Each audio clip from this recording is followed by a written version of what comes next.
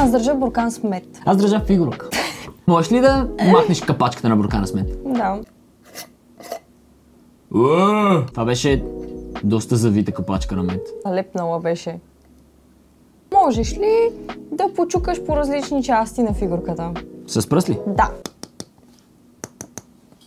Много пластмасово ми звучи, ама такова лека пластмаса. Можеш ли да ставиш буркана и да му направиш няколко кръгчета е така по масата, за да чуя. Имаме ли толкова пълен мед?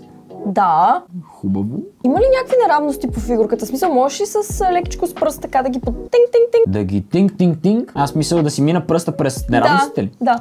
Глупости. Последен мой въпрос. Можеш ли да оставиш буркана настрани и да го ролнеш напред, лекичко, без да пада на земята? Да. Не знам какво очакваш. Това?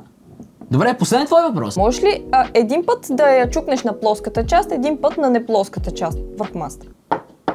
Това не е фигурка. Аз също съм готов и ще кажа, че ти реално държиш мед. 3, 2, 1...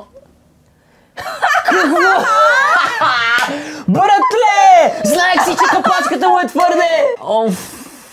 Добре, това беше добро. Много се радвам, че не ме накара да ям от меда.